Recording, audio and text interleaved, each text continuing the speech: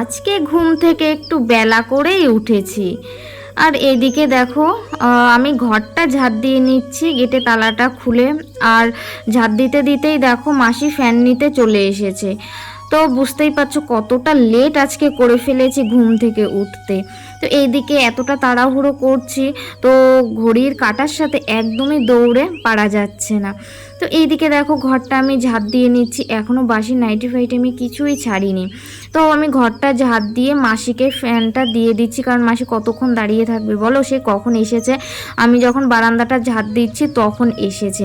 তো এখানে দেখো নেহা এখন ব্রাশ করতে করতে চলে আসলো বাইরে। আর আমি যে ফোনটা এখানে রেখেছি, তো এতদিন আমি না সেট করতে পারছিলাম না, স্ট্যান্ডেও সেট করতে পারছিলাম না যে পুরো বাড়িটা আমি ক্যাপচার করে দেখাবো। তো হয় নিচে রাখি, না হয় এমনভাবে রাখি, বোঝাই যায় না। তো আজকে এমন একটা পজিশানে রেখেছি, তো খুবই ভালো ছবিগুলো এসেছে। তো সেই মাসি বলল খুব সুন্দর জায়গা পেয়েছো ভিডিও করার জন্য, এই সব জিনিস নিয়ে হাসাহাসি হচ্ছিল। আর ঘর থেকে নেহার বাবাও এসে দেখছিল। তো ওইদিকে মাসি তো ফ্যান নিয়ে চলে গেল। তারপরে দেখো আমি গেটে জল দিয়ে মুছে নিচ্ছি। তোমরা বলতে পারো যে গেটে জল দিয়ে আবার মুছি কিসের জন্য। দেখো নেহা ছোট মানুষ, আর আমি যদি শুধু জল দিয়ে ধুয়ে দিই, ও বাই চান্স এখান দিয়ে যদি বেরোতে যায় তো পড়ে যাবে। শুধু নেহা কেন, আমরাও আছি, যদি বেরোতে যাই তো পড়ে যাব, তো সেই কারণে মুছে দিই। কালকে রাতে করেছিলাম ঘুগনি, যেহেতু সোমবার ছিল, বাবার মাথায় জল ঢালতে গিয়েছিলাম সোমবারটায়, তো নিরামিষ খেয়েছি। দুপুরবেলা নিরামিষ ভাত টাত করেছিলাম, আর রাত্রেবেলা ভাবলাম যে অনেকদিন লুচি খাওয়া হয় না, তারপরে ঠান্ডা ঠান্ডা ওয়েদার পড়েছে, লুচি করি।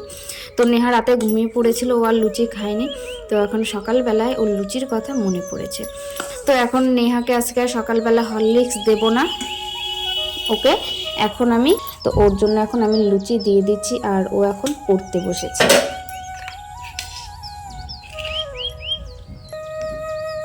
নে আয়, নিচে আয়, এখানে বস।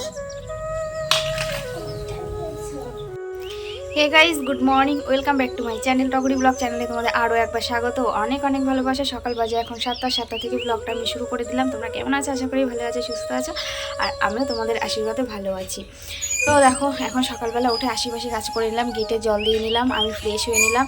আর নেহাকে আমি এখন খেতে দিয়ে দিয়েছি, ও এখন লুচি খাচ্ছে। কালকে রাতে লুচি করেছিলাম, বললামই তো যে কালকে শিববাড়িতে গিয়েছিলাম, তো নিরামিষ খেয়েছি, তো সেই উপলক্ষে কালকে রাত্রেবেলা লুচি করেছি। তো দেখো কালকে বাবার বাড়িতে গিয়েছিলাম, বাবার টিকা দিয়েছে, তিলক দিয়েছে, এখনও মানে কপাল থেকে যায়নি, চোখ মুখ ধুয়েছি তাও যায়নি, আর আমিও তুলিনি। এইটা যতক্ষণ থাকে না ততক্ষণ মনটা একটু শান্তি শান্তি লাগে, কেমন একটা অনুভব হয়। তো সেই কারণে আমি তুলিনি। মানে যখন যাবে স্নান টান করার পরে তখন তো যাবে, কিন্তু চোখ মুখ ধুয়েছি তখনও যায়নি। আর এগুলো না সহজে যেতেও যায় না। তো নেহার বাবা এখন স্নান করছে, আর এখন আমি বসবো মেশিনে সকালে চা টিফিন করে।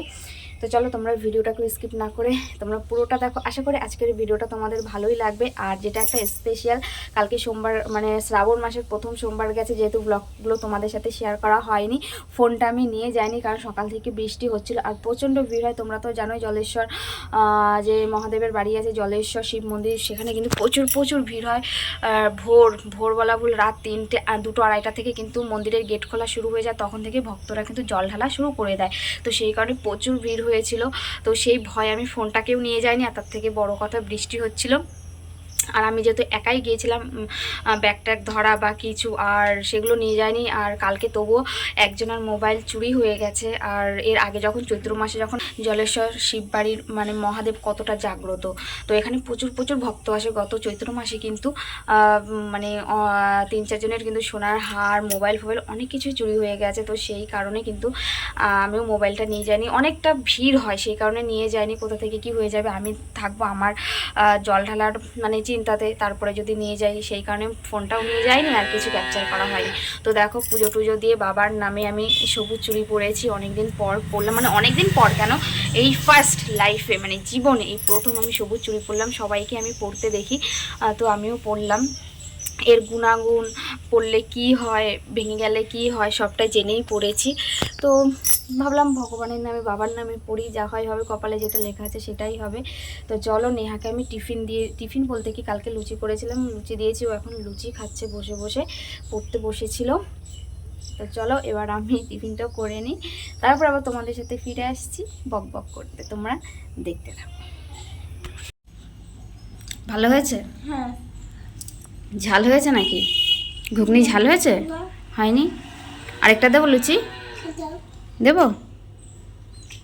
আর ঘুগনি দেবো একটু? ঘুগনিটা ভালো আছে? হ্যাঁ, খুব টেস্টি হয়। টেস্টি আছে? তো দেখো বন্ধুরা, ওর প্রত্যেক বছর চোখে এটা হয়, দেখো এই বছরও হয়েছে চোখে।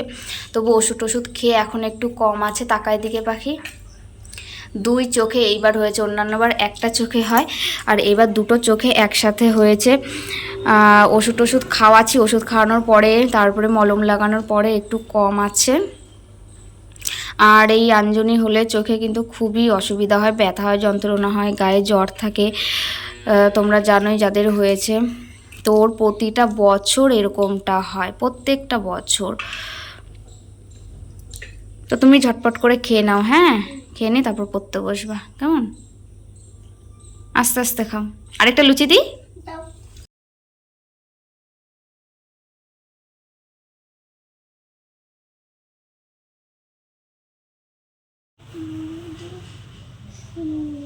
আর উত্তর লেখ, নির্ণয় ভাগফল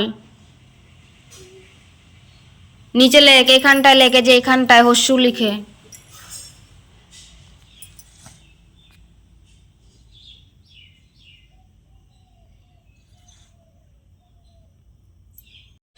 তো বন্ধুরা দেখো, এখানে ঘুগনি ছিল আর মুড়ি নিয়ে নিয়েছি, আর সাথে দেখো পেঁয়াজ কুচিয়ে নিয়েছি।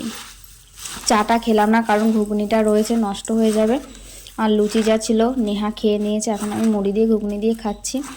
আর আমার তাতে কোনো অসুবিধা নেই, মুড়ি হলেই হলো। আমার ভাত বলো রুটি বলো, তার থেকে আমার মুড়িটাই সব থেকে ভালো লাগে, তরকারি বলো ঘুগনি বলো। আর আমি সব সময় জানো তো, ভালো কিছু রান্না হলে তরকারি, আমি কিন্তু সেটা মুড়ি দিয়েই খাই। ভাত পড়ে থাকবে কিন্তু মুড়ি দিয়ে কিন্তু আমি তরকারি দিয়ে কিন্তু খেতে না খুব ভালোবাসি, খুব ভালো লাগে আমার। তো সেই কারণে নেহার বাবা কিন্তু সব সময় ঘরে মুড়ি এনে রাখে, শেষ হওয়ার আগের থেকেই মুড়ি এনে রাখে। যেহেতু মুড়ি খেতে আমি ভালোবাসি, আর ও ততটা খায় না মুড়ি। মুড়ি বলতে আমি একাই খাই, নেহাও খায় না, নেহার বাবাও খায় না। 1 কেজি মুড়ি আনলে যদি আমি সেইভাবে খাই, আমার 2-3 দিনেই শেষ হয়ে যাবে, এতটা ভালো খাই। তো এদিকে এখন দেখো ঘুগনি মুড়িটা কিন্তু মেখে নিয়েছি, একটু পেঁয়াজ নিয়েছি সাথে, কারণ নিরামিষ ঘুগনি তো পেঁয়াজটা নিয়েছি, ভালো লাগবে খেতে। তো যাই হোক, সকালবেলায় তো ঘুগনি মুড়ি নেহাকে পড়ানোর থেকে শুরু করে মেশিনের কাজ দিয়ে সবটাই কমপ্লিট করে চলে আসলাম রান্নার দিকে। তো এইদিকে দেখো নেহার বাবা যে বাজারে গিয়েছিল, বাজার থেকে মাছ নিয়ে আসলো, আর রুই মাছ নিয়ে এসেছে। ও কেটে কুটে ধুয়ে টুয়ে সব কিছুই করে দিয়েছে, এমনকি মাছের সাথে কি দিয়ে রান্না করব সেটাও কিন্তু কেটে কুটে দিয়ে গেছে। তো এইদিকে দেখো আমি নুন হলুদটা মাখিয়ে নিচ্ছি মাছের সাথে। আর কোথাও যেন মনে হচ্ছিল যে হলুদটা একটু কম কম হয়েছে। কি বন্ধুরা বলো, তোমাদের কাছেও মনে হচ্ছে না যে একটু হলুদ কম হয়েছে?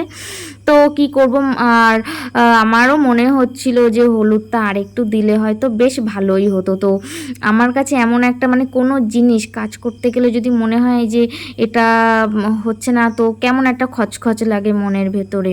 তো আমি আবার কি করলাম, মাছের মাথাটা তেলের মধ্যে দিয়ে, কড়াইতে তেলের মধ্যে দিয়ে আমি আবার ডবল করে হলুদ দিয়ে নিলাম, মানে হলুদ দিয়ে আবার মাখিয়ে নিয়েছি। তো যাই হোক, তোমাদের সাথে কথা বলতে বলতে দেখো এদিকে মাছ ভাজাটা আমায় আস্তে ধীরে সুস্থে কিন্তু ভেজে নিচ্ছি। আর আজকে আমি সাদা তেলে করছি, আমরা যেহেতু সর্ষের তেলে কিন্তু সব কিছু রান্না বান্না সব কিছুই করি, তো আজকে সাদা তেলেই করা হচ্ছে। আর এইদিকে দেখো মাছে যে তেল বেরিয়েছে, এটা বেগুন দিয়ে একটু ভাজা করব।